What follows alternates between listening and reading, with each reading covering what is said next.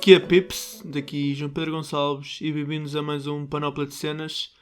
Isto vai ser o início de uma pequena série aqui no podcast que eu chamei Dualidade de Cenas, onde vou falar de diversos assuntos e hoje tenho o tema de certo e errado, que é uma questão moral ou ética, vamos já perceber, porque é algo que já se tem vindo a discutir e já se fala, a humanidade já fala disto há milhares de anos, sobre o que é certo, o que é errado, o que é bom, o que é mau, o que é verdade, o que é mentira.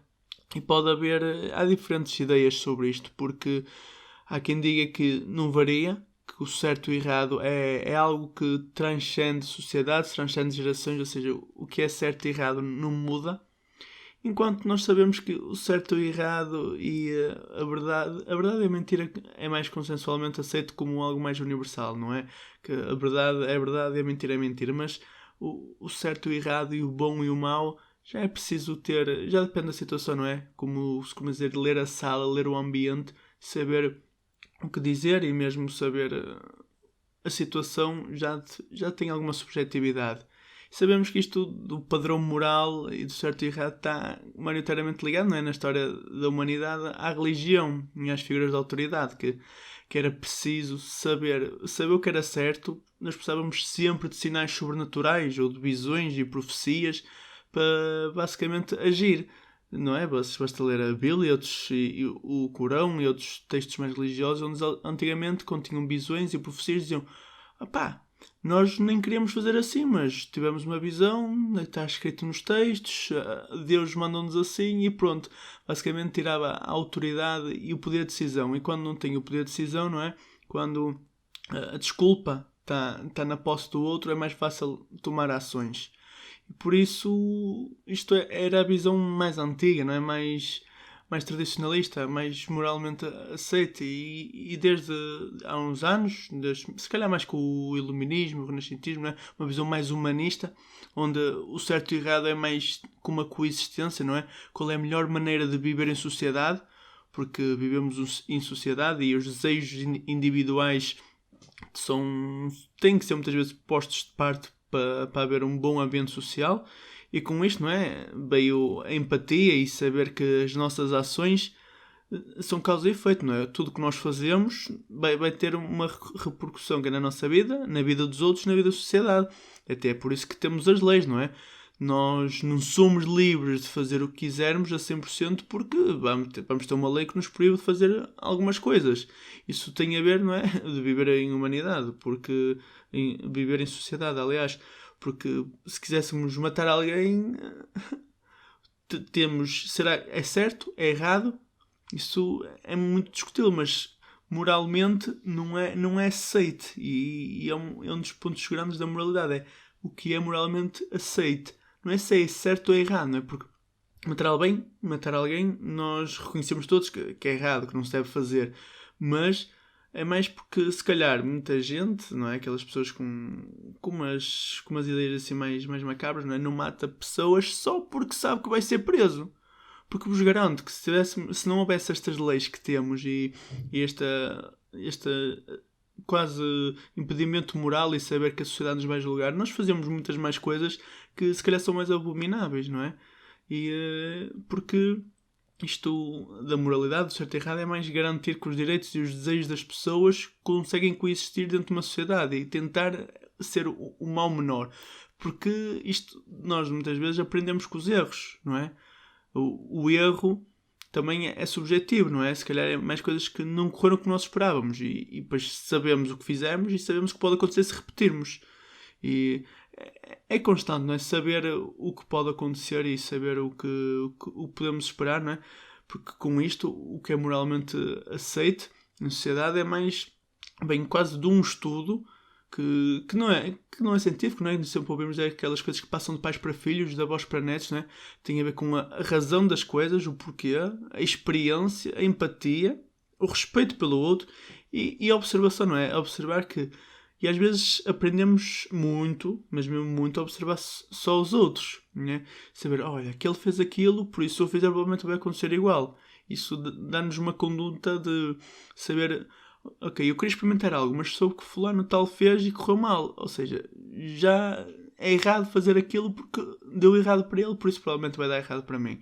Porque a moralidade não é algo externo, não é? Não é algo que nos ponha em nós. Porque há coisas, não é bem moralidade, mas há comportamentos que nós conseguimos reconhecer nos animais que também são, não é? Empatia, cooperação, espírito de equipa, mais ou menos, não é? Que são nos animais, que nós somos animais, não é? São instintos. Parece que esta cooperação, esta empatia é um instinto animal. É bem de nós. E que é preciso ter consideração pelo resto, pelos outros. E a moralidade é algo grupal, não é? Porque sabemos que o bom e o mau, o certo e o errado, depende muito da sociedade onde vivemos, não é?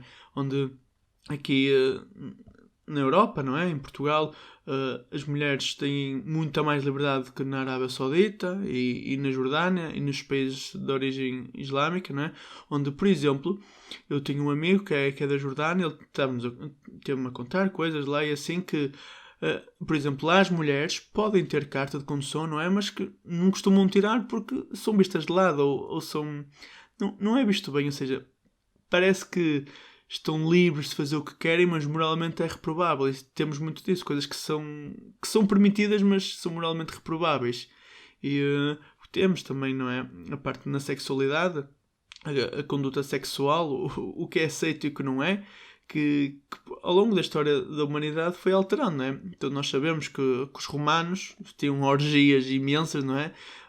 Orgias bissexuais até, onde havia relacionamentos homossexuais, heterossexuais, e depois, com o crescimento, não é, do fanatismo religioso ou com a propagação da religião, quer da islâmica, quer do cristianismo, em partes diferentes do mundo, levou a uma repressão, não é, da sexualidade das coisas que eram moralmente aceitas fazer.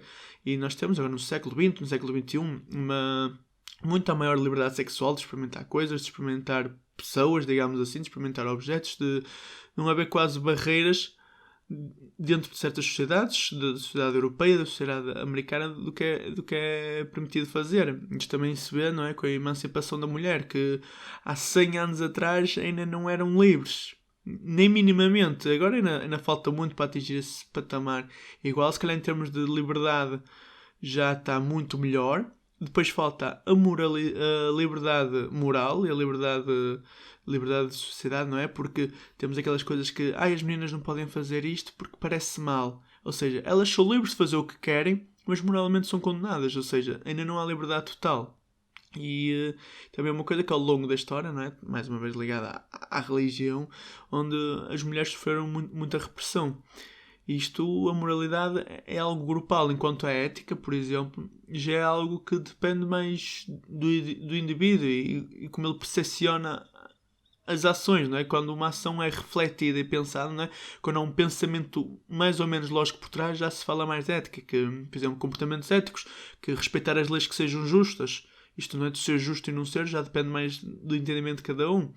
E isto também leva a procurar agir com justiça. Por exemplo, o roubar.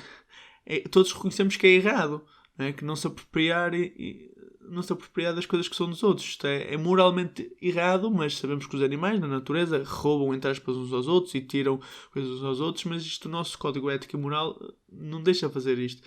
E também respeitar o convívio social e não prejudicar deliberadamente os outros. Que é uma das coisas que nós, seres humanos, conseguimos fazer ou tentamos fazer, não é? Sabemos que certas ações podem causar dano no outro e simplesmente escolhemos não o fazer, não é? Porque ia afetar a vida em sociedade. E porque isto são quase tudo concepções humanas, invenções humanas, não é? A liberdade, a justiça, a felicidade, a igualdade, a honestidade. Isto são tudo termos e invenções humanas, não é? Porque qualquer uma destas 5 coisas que eu acabei de dizer no reino animal, na vida animal, no mundo, na natureza, no universo, não existe.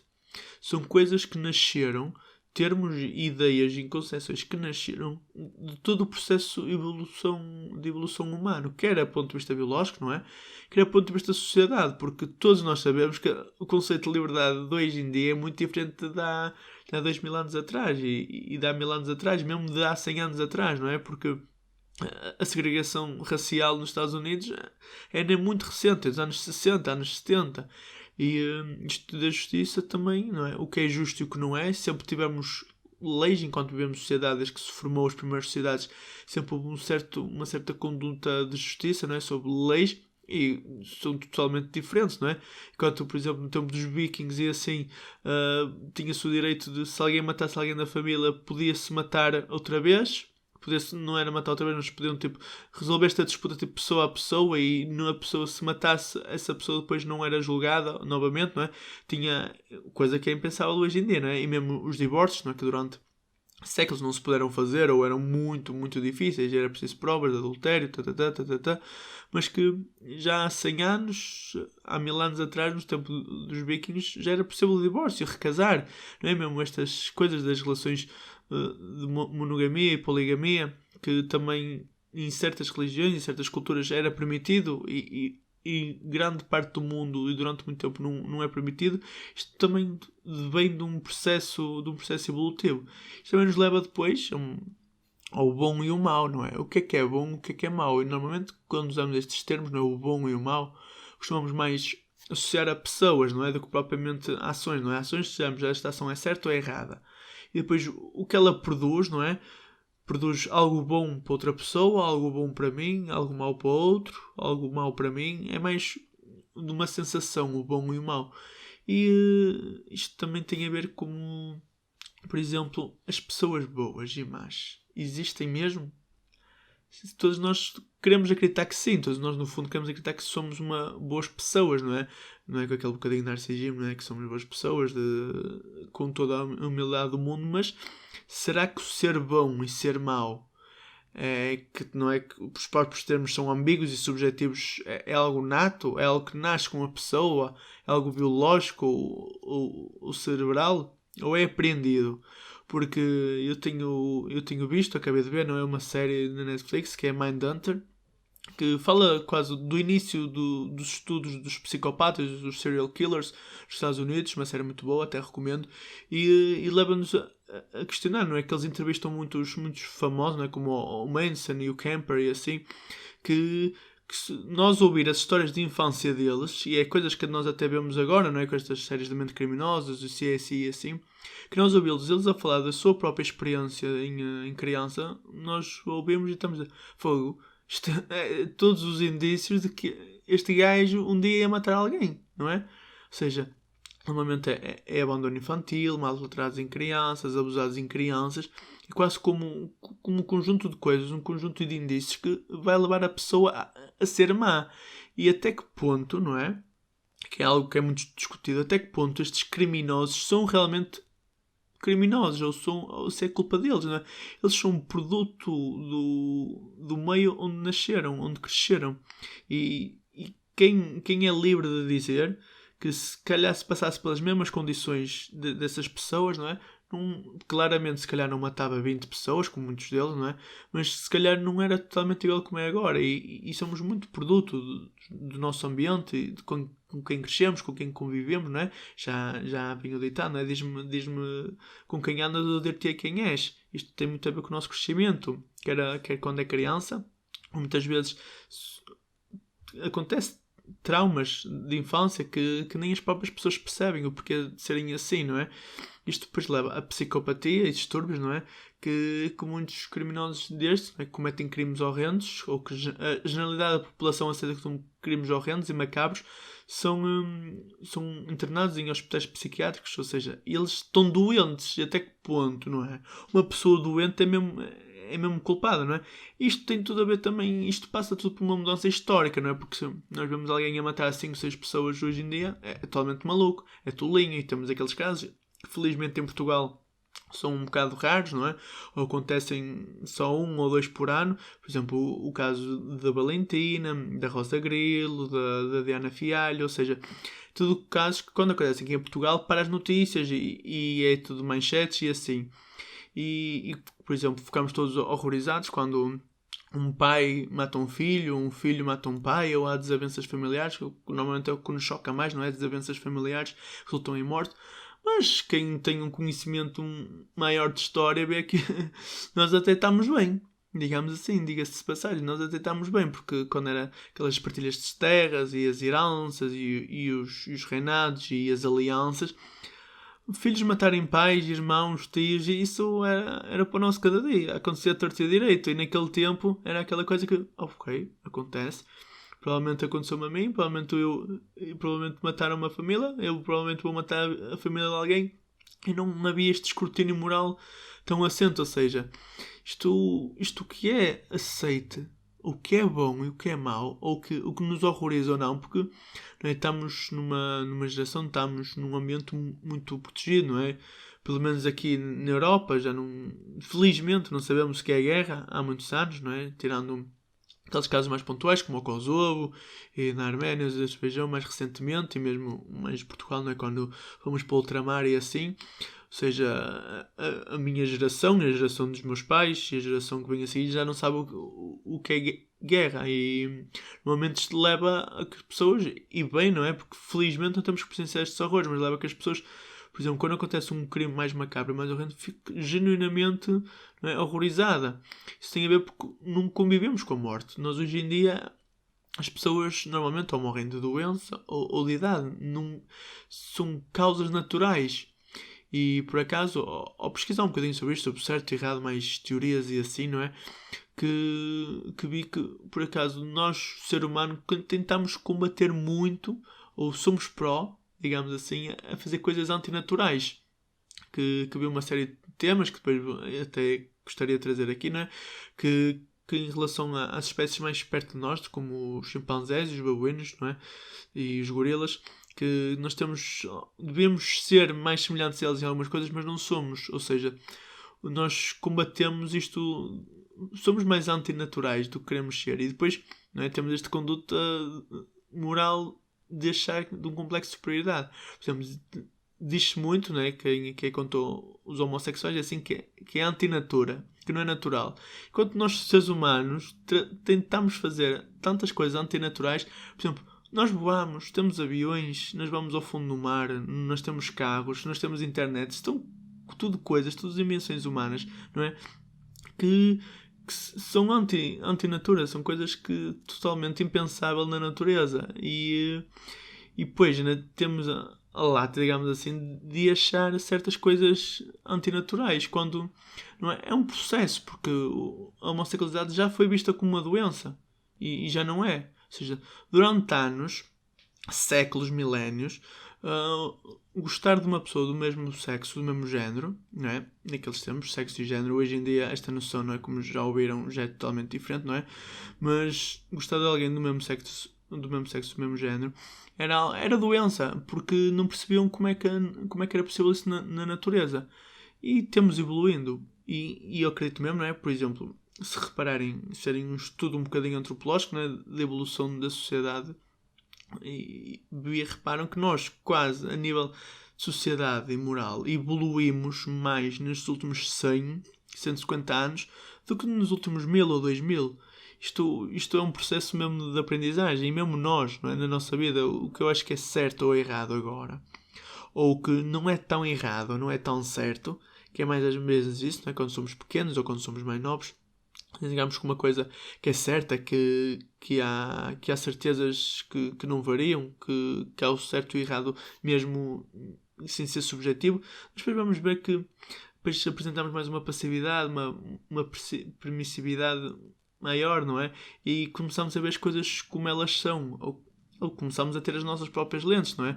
Porque enquanto somos pequenos, somos quase todos ensinados a mesma coisa, e depois ao crescer, não é? Porque também crescemos todos em ambientes diferentes, conseguimos ver as coisas de maneiras diferentes. E isto do certo e errado, há coisas que nós universalmente, em sociedade, por causa da nossa conduta moral, aceitamos como certo e errado. Mas depois também vem a parte da lógica, porque, por exemplo, mais na parte da sobrevivência, não é? E há muitos dilemas éticos e morais, por exemplo, aquele que para salvar 100 pessoas que vão num comboio a descarrilar, temos que puxar uma alavanca que acaba por matar uma pessoa. E é sempre aquele dilema de para salvar 100 matar uma pessoa. E é reprovável e deixa-nos a questionar, mas acho que se formos a ver do ponto de vista lógico, e que é muito, é menos mal, que às vezes é isso, que às vezes não há soluções boas e temos que procurar a solução menos má, mas vale morrer uma pessoa do que morrer 100. E isto da ética, mesmo na parte da medicina, não é? Aquelas, quando os médicos devem deixar morrer ou não morrer, e depois os próprios médicos, não é? Têm as suas intuições, as suas convicções, os seus valores, não se querem responsabilizar pelas ações e pelas convicções dos outros, não é? E é algo que temos que. E a sociedade está a evoluir e se calhar nunca vamos saber. Nunca iremos saber do que é certo e errado. Porque imagina, podem aparecer aqui aliens de um dia para o outro com umas ideias completamente diferentes das nossas, que para eles o que é o certo e o que é errado, se calhar nem sabem o que é certo e o que é errado. E nós temos que aprender a ser um novo tipo de sociedade. Porque também é preciso, não é? Um certo dever moral, uma certa empatia. Porque se nos restringimos só à lógica também, para deixarmos de ser animais, não é? Autónomos elogiamos que somos animais racionais e passamos a ser mais mecânicos, mais robôs. E ninguém quer ser robô. E quase temos todos medo, não é? Do que vai acontecer com a evolução das máquinas e assim. Mas para já vamos preocupar com o que podemos fazer, com o que podemos dizer e como podemos agir. O certo e o errado, pelo menos o conselho que vos dou é tentar sempre pensar na perspectiva do outro, dar um bocado de empatia e fazer as coisas que gostam sem tentar prejudicar ninguém, não é? Pesar a liberdade e a libertinagem e tentar ser boas pessoas, o que é que quer que isso seja hoje em dia, mas tentem ser boas pessoas. Isto foi o primeiro episódio, digamos assim, da dualidade de cenas. Fiquem atentos aos próximos. Bye bye, pessoal!